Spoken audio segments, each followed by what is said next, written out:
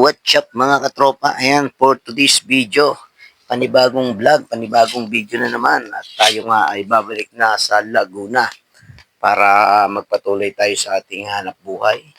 Para makabiyahe na rin tayo kay Lalamove kasi mga isang linggo na rin tayong hindi nabiyahe. Kaya naisipan kong umuwi na para makabiyahe na tayo kasi kailangan na natin kumita uli kasi paubos na yung ating pondo.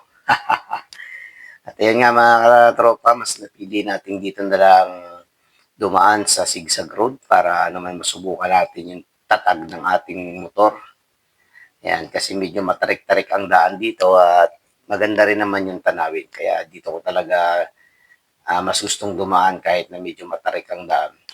Kung makikita mo naman yung ano natin dito, yung daan, ay talaga namang napakaganda. Kaya kahit sino, maraming mga motorista ang nagdadaan dito para medyo makalma yung kanilang isip kasi nga pabalik na sila sa kanilang mga trabaho. Yung iba naman, yung mga bikers dito rin nagdadaan kasi magaganda yung lugar. Saka marami talaga ditong kwento. Nung mga unang panahon kasi mga katropa, itong lugar na to is talaga namang napakadilim at saka nakakatakot yung lugar kasi yung lalaki ng puno dyan. Tapos marami pang mga naaaksidente diyan, makikita mo sa baba, may mga nakasabit na sasakyan, nadidisgrasya sila kasi sobrang liit ng daan yan dati noong mga unang panahon. Siguro mga 90s ganyan, mga 2000 ganyan, mga ganyan, mga 2000 siguro. Nung nagsimula ako magbiyahe kasi medyo late na, mga 1998 na ako nagbabiyahe diyan, 97 na nakikita ko talaga na meron talagang nagpakasabit pa. Tsaka maliit pa yung daan. Kailangan mo pang tumigil para lang sa kasalubong kasi nga hindi kayo pwedeng magsalubong ng sabay. Kaya titigil muna yung isa. Kaya maraming na-aksidente dyan mga katropa. Ngayon medyo okay na siya, maganda na yung lugar. Kaya parang ginawa na siya pasyalan ng mga riders, mga bikers, yung mga dumadaan dyan. Talaga, humihinto talaga sila para magpicture kasi sobrang ganda ng lugar na yan. Ako dati nagpipicture talaga ako dyan. Kaya lang ito ngayon, hindi na ako nagpicture kasi nga nakablog naman ako. Kaya dire-diretso na yung biyahe ko. At kailangan na nating magbiyahe kay Lalamove kasi mag-isang linggo na tayong walang biyahe. Kailangan na natin kumita. Siyempre, yung experience ko naman dyan, sobrang ganda. Wow, smooth ng daan. Smooth ng takbo natin dyan. Tsaka siyempre, hindi naman tayo nagmamabilis tumakbo. Pang ano lang tayo, pang sinto lang. Eh, takbuhan natin mga 50, mga ganun lang yung iatakbo natin dyan.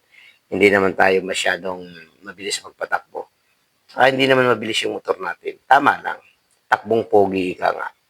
At ayun nga mga tropa, pag kaya dyan tayo dumadaan yan. Katulad niya, spot na yan. Makikita mo. Napakaganda yan. Pwede ka mag-picture-picture dyan.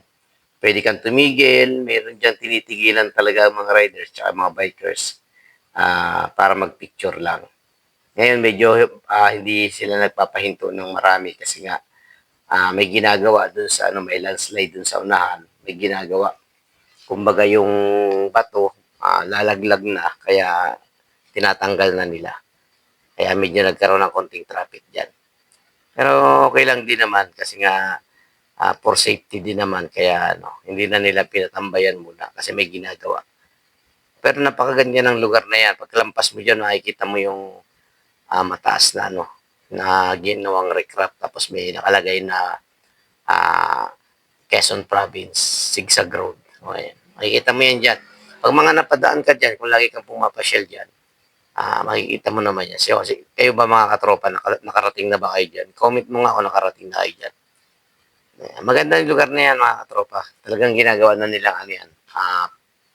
Kumbaga, pasyalan. Lalo na yung mga bikers. Mga bikers kasi mahilig talaga. Kasi diyan sila nagpa-practice mag-bike. Eh. Inaahon nila yan. Kaya talagang pinapasyalan. Ayan, mapansin mo mga katropa, may mga sulat na yan. Ayan, ganyan yung makikita mo dyan kapag nakarating ka dyan. O, yan lang muna mga katropa. Hanggang dito na lang muna ang ating voiceover. Maraming salamat sa inyong patuloy na suporta. Ayan, kung di ka pa nakasubscribe, pakiclick mo na lang yung subscribe and yung bell icon para lagi kang updated sa lahat ng mga video ko. Maraming salamat. God bless you all. Peace out.